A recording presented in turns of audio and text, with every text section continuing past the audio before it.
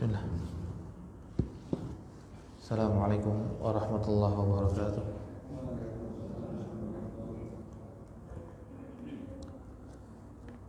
Innal hamdalillah nahmaduhu wa nasta'inuhu wa nastaghfiruhu wa na'udzu billahi min shururi anfusina wa min sayyiati a'malina. Man yahdihillahu fala mudilla lahu wa man yudlil fala hadiya lahu. Asyhadu an la ilaha illallah wahdahu la syarika lahu wa asyhadu anna Muhammadan 'abduhu wa rasuluhu sallallahu ala alihi wa sahbihi wa sallam tasliman mazida ma ba'd. Maka kita masuk ke dalam kaidah yang pertama yang disebutkan oleh beliau rahimahullah taala, al-qa'idatul ula an ta'lama anna al-kuffara alladhi qatalahum Rasulullah sallallahu alaihi wasallam muqirruna bi anna Allah ta'ala huwal khaliqul mudabbir wa anna dzalika lam yudkhilhum fil Islam. Kaidah yang pertama, beliau menyebutkan an ta'lama annal kuffar, ketahuilah sesungguhnya orang-orang kafir yang diperangi oleh Rasul sallallahu alaihi wasallam. Orang kafir yang diperangi oleh Rasul, ada musyrikin Quraisy dan juga yang lainnya. Mereka apa? Muqirruna bi anna Allah ta'ala huwal khaliqul mudabbir. Dia apa? Mereka ini semua telah mengikrarkan bahwa Allah sebagai Khalik, sebagai pencipta dan sebagai pengatur. Jadi orang-orang yang diperangi oleh Rasul sallallahu alaihi wasallam dahulu, mereka itu berkata, Allah adalah pencipta saya, Allah yang mengatur saya dan alam semesta. Berarti di sini kalau kita lihat mereka bertauhid rububiyah. Berarti mereka mengimani permasalahan rububiyahnya Allah Subhanahu wa taala. Tapi apa? Wa anna dzalika lam yudkhilhum fil Islam. Keyakinan dia bahwa Allah Subhanahu wa taala sebagai penciptanya dia, Allah Subhanahu wa taala yang mengatur dia dan alam semesta ini, itu tidak menyebabkan dia masuk ke Islam. Tidak menyebabkan kepada dia masuk Islam. Kalau dia hanya sebatas meyakini Allah Subhanahu wa taala sebagai penciptanya saja, kemudian Allah Subhanahu wa taala pengaturnya saja, dan tidak beribadah hanya kepada Allah, maka itu tidak akan membuat dia masuk Islam. Maka apa buktinya? Para musyrikin Quraisy itu mengatakan hal yang semisal. Sampai Allah Subhanahu wa taala abadikan dalam surat Yunus. Allah Subhanahu wa taala berfirman, "Qul man yarzuqukum minas sama'i wal ardi amman yamliku as-sam'a wal absara wa man yukhrijul hayya minal mayyit wa yukhrijul mayyita minal hayy wa man yudabbirul amr fasayaquluna Allah qul faqul afala tattaqun." Maka Allah Subhanahu wa taala perintahkan kepada Muhammad, katakan wahai Muhammad kepada orang-orang musyrikin. Berkatakan kepada orang-orang musyrikin Mekah, apa? Man yarzuqukum minas sama'i wal ard. Siapa yang memberikan rizki kepada kalian dari langit dan dari bumi? Dan siapa yang memiliki pendengaran dan siapa yang memiliki penglihatan? Siapa yang mengeluarkan orang dari kehidupan kepada kematian? Dan siapa yang mengeluarkan dari kematian menjadi kehidupan? Maksud siapa yang bisa menghidupkan dan siapa yang bisa mematikan? Kemudian apa? Wa may yudabbirul amr, dan siapa yang mengurus seluruh perkara ini? Maka apa? Allah sebutkan fasayaquluna Allah. Mereka pasti akan berkata Allah. Orang musyrikin Mekah atau musyrikin Jaziratul Arab kata saya itu, mereka meyakini Allah penciptanya, Allah yang memberikan rezeki. Allah sebagai memberi rezekinya. Tahu, mengimani itu. Mengimani dengan betul, muqirrun. Mereka itu mengiyakan, mengimani. Sebagian mereka ada yang mengimani, sebagian ada yang mengikrarkan. Bahwa ketika ditanya siapa yang menciptakan, ya Allah. Siapa yang memberikan rezeki? Allah. Tapi mereka tetap dalam kesyirikannya, mereka tetap menyembah kepada berhala, dan kemudian Rasul tetap perangi mereka. Karena apa? Karena sebatas pengiyaan, pengikraran atau pengimanan hanya Allah sebagai pencipta, Allah Subhanahu wa taala sebagai pengatur, tanpa meninggalkan kesyirikan dan tetap melakukan kesyirikan, maka itu tidak membuat dia masuk ke dalam Islam. Makanya diperangi oleh Rasulullah sallallahu alaihi wasallam orang musyrikin. Orang musyrikin Quraisy, mereka berkata, mereka mengimani sebagian mereka, ada mereka sebagian mengikrarkan tentang permasalahan Allah yang pencipta, Allah yang memberikan rezeki, tapi tetap diperangi. Kenapa? Karena hal tersebut tidak bisa memasukkan dia kepada Islam. Ya. Jadi sebatas seseorang mengimani tauhid rububiyah, maka belum masukkan dia kepada Islam.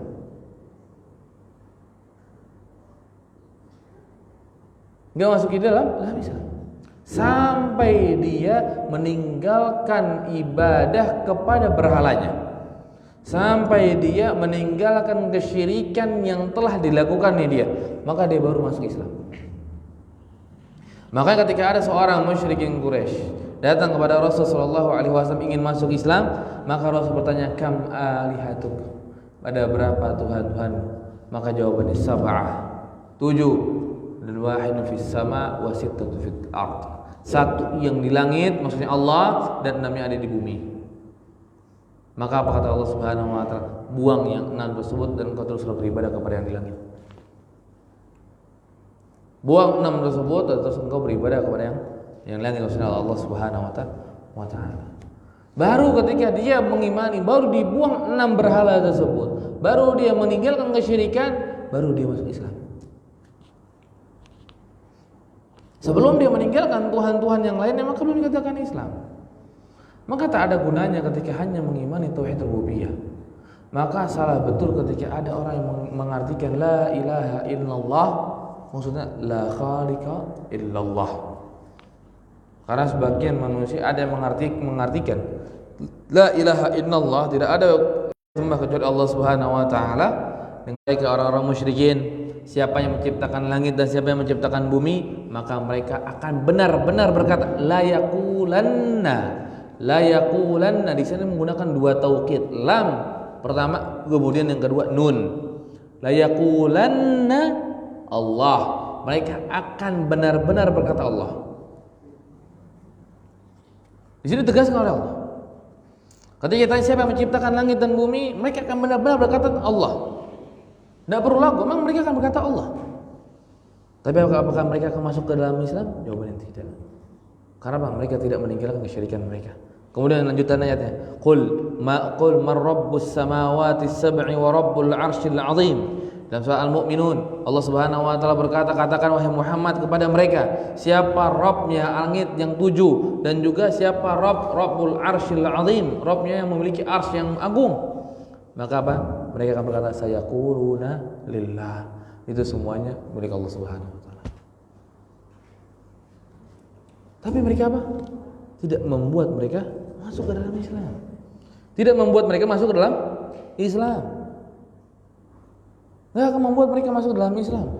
Sampai mereka menjadikan hanya Allah Subhanahu wa taala satu-satunya Tuhan, hanya satu-satunya zat yang berhak diibadahi. Kalau belum melakukan hal tersebut, maka dia belum masuk Islam. Jangan disangka orang-orang musyrikin Quraisy adalah orang-orang bodoh. Enggak, mereka orang intelek juga. Mereka paham bahwa yang memberikan rezeki Allah. Mereka paham bahwa yang menciptakan mereka adalah Allah Subhanahu wa taala. Mereka bukan sesuatu yang terjadi begitu saja. Mereka paham bahwa Allah Subhanahu wa taala yang memberikan. Tapi mereka tetap melakukan kesyirikan. Nanti akan berkaitan dengan selanjutnya ke kaidah yang kedua. Kenapa mereka bisa melakukan kesyirikan tersebut? Kenapa mereka tetap bisa melakukan kesyirikan? Maka itu dibahas kepada kaidah yang kedua.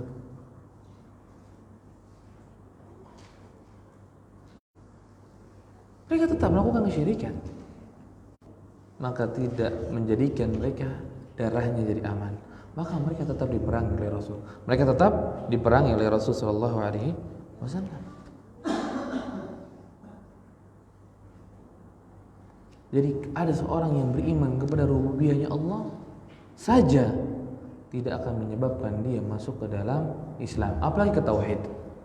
Maka salah ketika ada orang berkata bahwa orang-orang itu berkata, Ahlus Sunnah wal Jamaah Salafiyin itu berkata bahwa orang-orang musyrikin Quraisy ini bertauhid.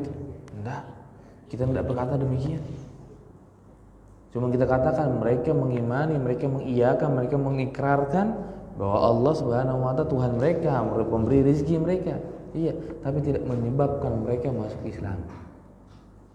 Karena Allah Subhanahu wa taala sendiri sebutkan. Di sini jelas. Allah suruh tanya kepada Rasulullah, tanya kepada mereka, siapa yang menciptakan? Siapa yang memiliki penghidupan? Siapa yang memiliki kematian? Siapa yang mengatur? Mereka akan katakan Allah. Siapa yang menciptakan langit dan bumi? Mereka akan katakan Allah. Tapi tidak menyebabkan mereka masuk ke dalam Islam. Tidak menyebabkan mereka masuk ke dalam Islam.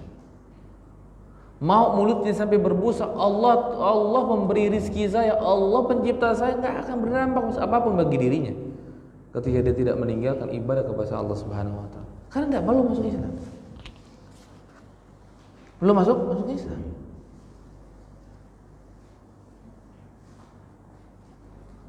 Maka kalau ada yang berkata tauhid, ketika ada orang yang sudah mentauhidkan Allah sebagai pencipta, maka dia aman, maka itu adalah sebuah pembohongan, sebuah pembodohan kepada umat Nabi Muhammad SAW.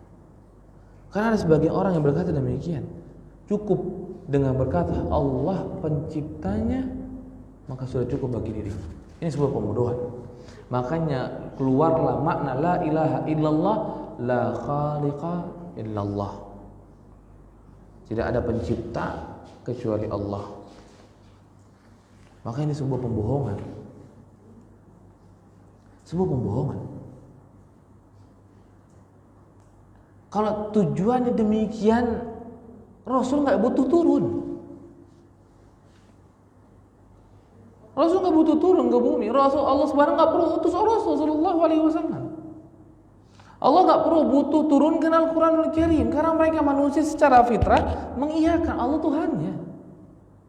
Lihat bukti ayat Al-Quranul Karim Allah Subhanahu wa taala sebutkan dalam surat Al-Mu'minun ayat 86, kemudian surat Luqman ayat 25, kemudian surat Yunus ayat 31. Ini bukan mereka itu berkata pencipta mereka Allah. Tapi tetap diperangi oleh Rasul sallallahu alaihi wasallam. Tetap dikatakan oleh Allah Subhanahu wa taala mereka kafir, mereka musyrik. Maka tidak cukup ketika kita berkata pencipta saya Allah kemudian kita selamat dunia akhirat. Tidak. Sampai kita meninggalkan kesyirikan di diri kita. Sampai kita meninggalkan kesyirikan dalam diri kita. Kalau kita tidak meninggalkan kesyirikan, mau berbusah pun berkata la khaliqa illallah, tidak ada pencipta selain Allah, maka tidak akan ada gunanya. Maka tidak akan ada gunanya sampai dia memberikan tauhid, memberikan ibadah kepada Allah Subhanahu wa taala. Idza arafta anna al-ibadata la tusamma ibadatan illa ma'at tauhid. Maka beliau menyebutkan fa'lam anna al-ibadata la tusamma ibadatan illa ma'at tauhid.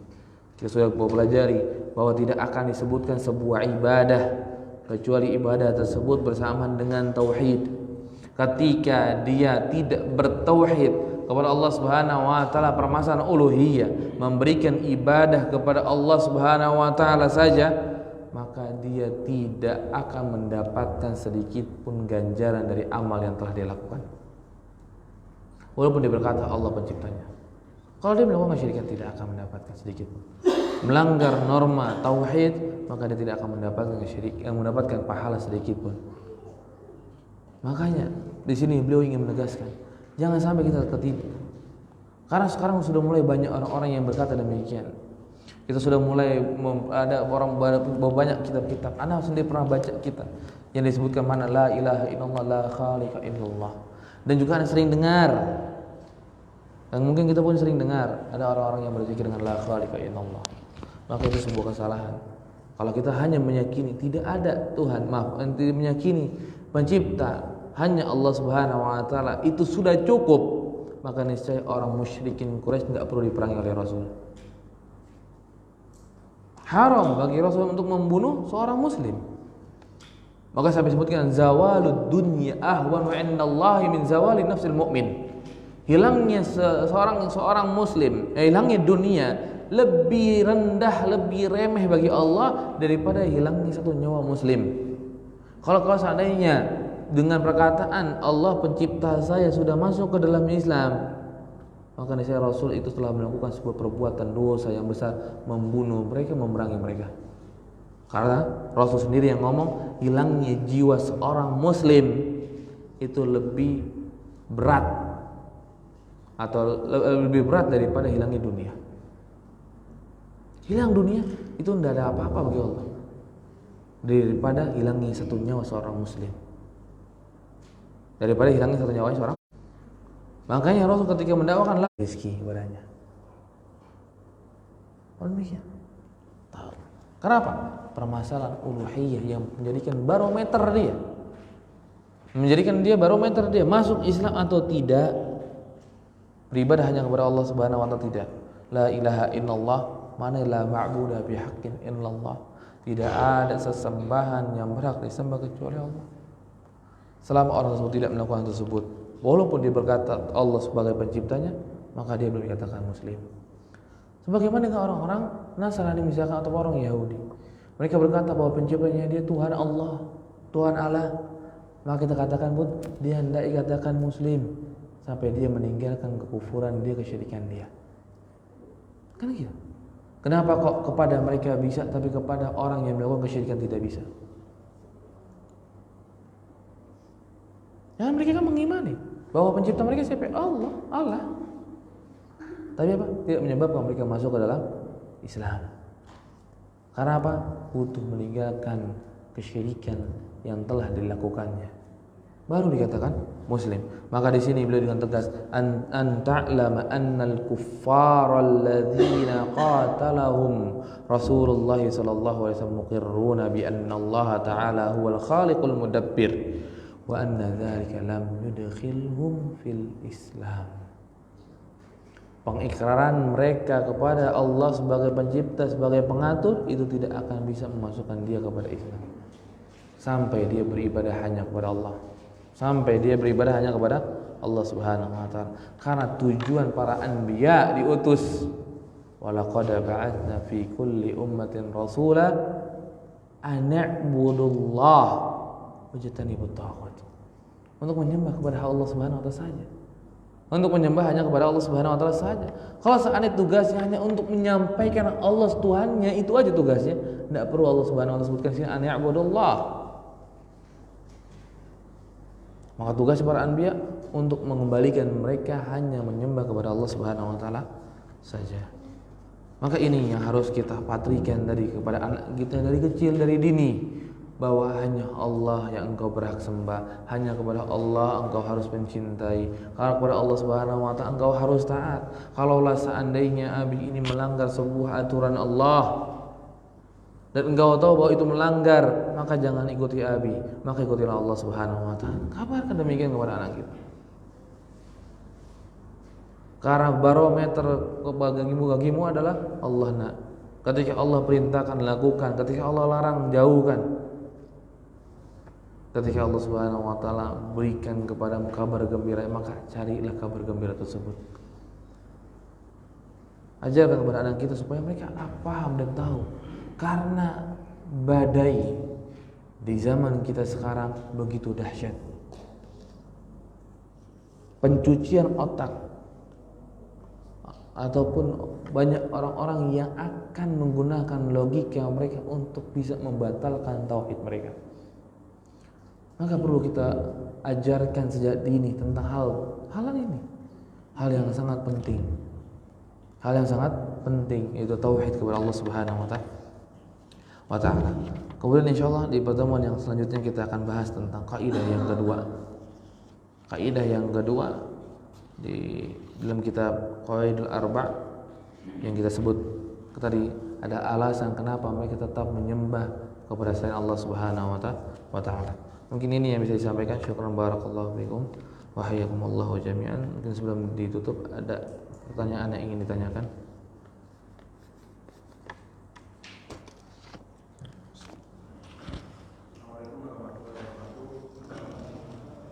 Assalamualaikum warahmatullahi wabarakatuh.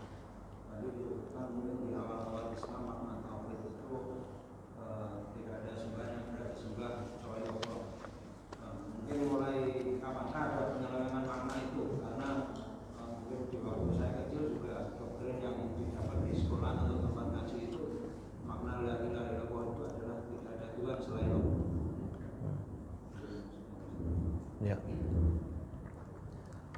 Bismillah, alhamdulillah, salatu wassalamu ala rasulillah, ma ba'd. permasalahan pemaknaan tadi, pengertian tidak ada Tuhan yang berhak, tidak ada Tuhan selain Allah Subhanahu wa taala, ini sebetulnya tidak masuk ke dalam kaidah yang pertama, karena kaidah pertama menetapkan Allah sebagai pencipta. Itu kalau tidak ada Tuhan selain Allah Subhanahu wa taala, itu berkaitan dengan pemaknaan kepada la ilaha illallah, pemaknaan kepada la ilaha illallah. Nah di sini karena kesalahan dalam memaknai la ilaha illallah, dan kalau lihat kapan terjadinya, maka anak sendiri wallahu alam kapan, ketika kaum muslimin sudah lemah dengan bahasa Arabnya, lemah dengan bahasa Arabnya mereka, maka akhirnya mereka salah memaknai tentang la ilaha illallah. Makanya Ali bin Abi Thalib itu sangat khawatir ketika di zaman beliau orang-orang ini sudah mulai tidak bisa ataupun mulai bahasa Arabnya rusak, mulai bahasa Arabnya terganggu. Karena apa? Dari bahasa Arab ini terganggu, rusaknya bahasa Arab, maka akan rusaknya agama. Maka bagaimana cara mereka bisa memahami Al-Quran ketika mereka tidak memiliki pemahaman dalam bahasanya? Maka ketika makin lemah bahasa Arabnya, maka salahlah mereka mengira bahwa la ilaha illallah maksudnya maknanya adalah la maujuda illallah. Tidak maksudnya adalah tidaklah yang ada kecuali Allah. Maka ini sebuah kesalahan ketika mereka memahami makna la ilaha illallah. Kemakna la ilaha illallah. Tapi kalau makna tidak ada Tuhan selain Allah Subhanahu wa taala, asalnya itu multi tafsir. Maksudnya apa yang dimaksud dari perkataan tersebut? Maksudnya apakah tidak ada Tuhan?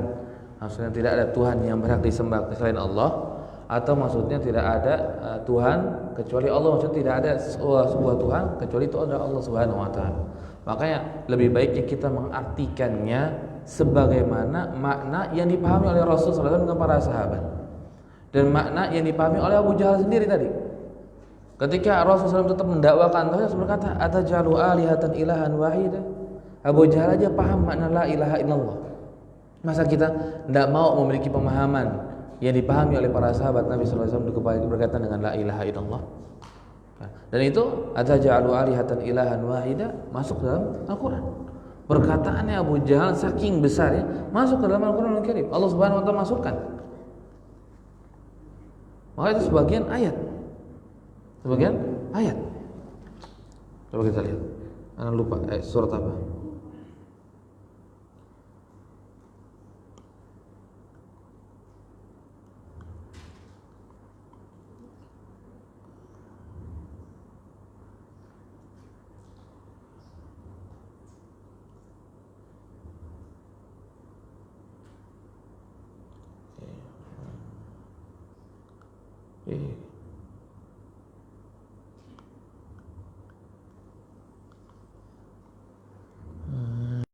Surat As-Sa'd ayat kelima.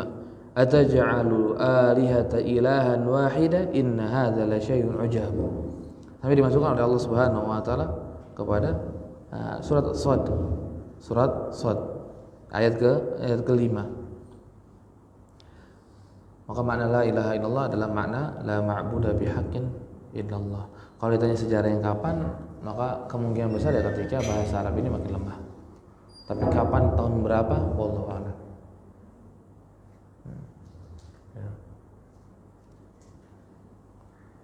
Ya, ada lagi yang tanya? Tidak ada ya?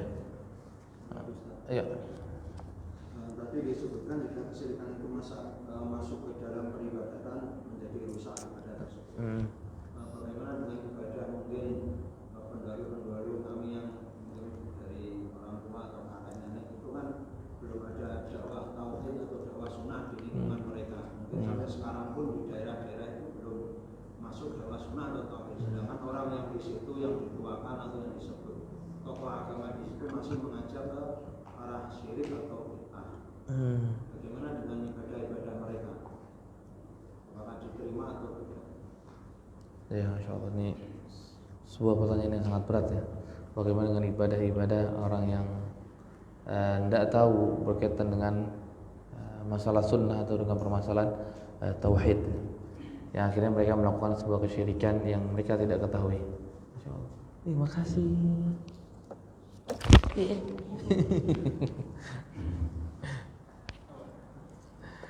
Ya, ini yang pasti Allah Subhanahu Wa Taala akan lebih tahu tentang keadaan mereka bagaimana.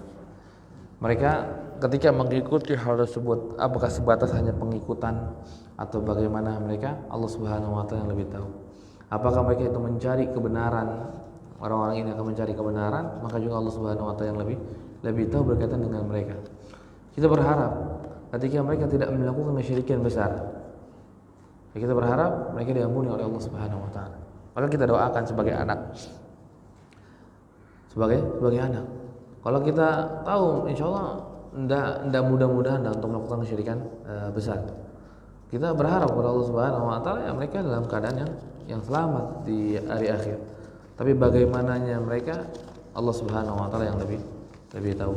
Makanya pentingnya kita menyerukan dakwah tauhid kepada mereka, kabarkan kepada mereka tentang masalah tauhid supaya mereka selamat di dunia dan di akhirat.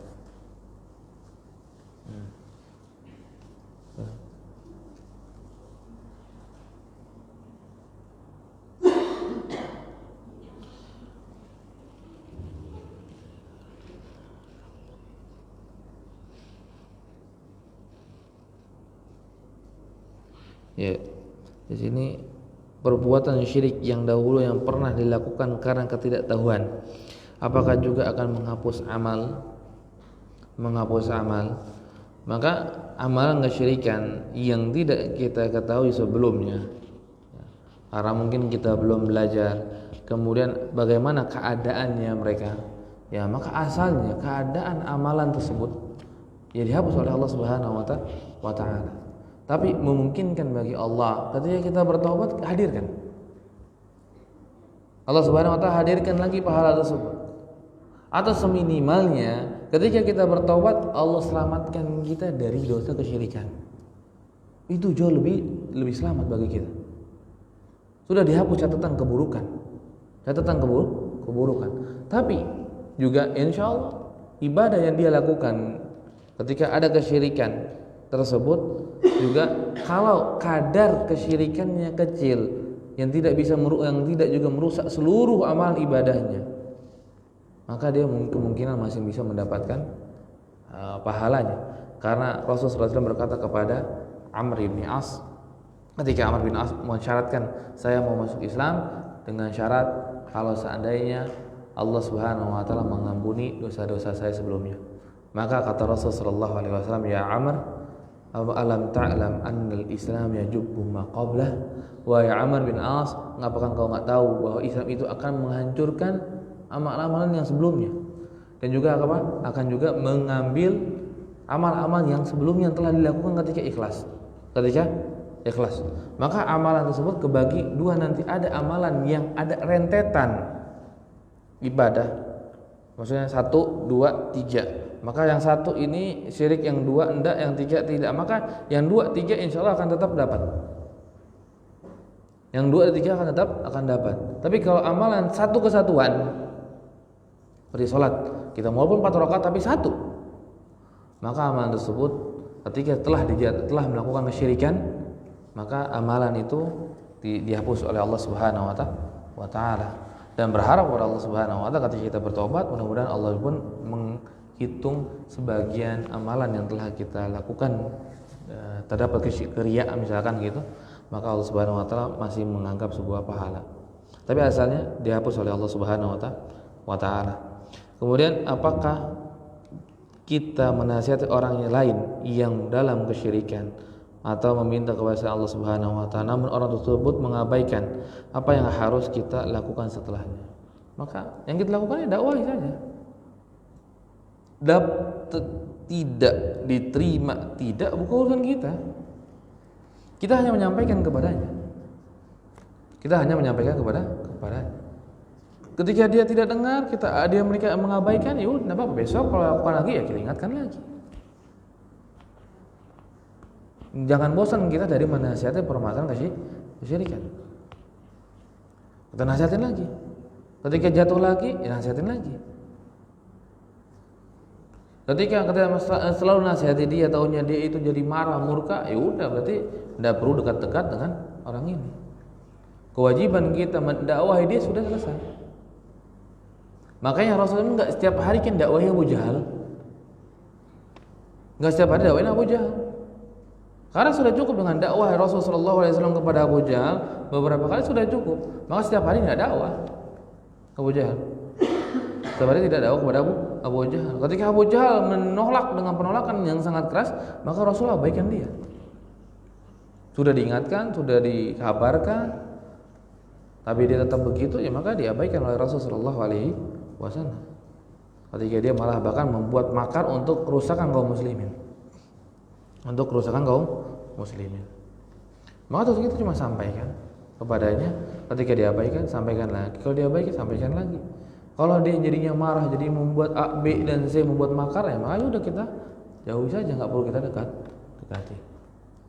Yang penting dakwah kita sudah sampai kepadanya. Ya, mungkin ini. Syukran ya barakallahu fikum. Assalamualaikum warahmatullahi wabarakatuh.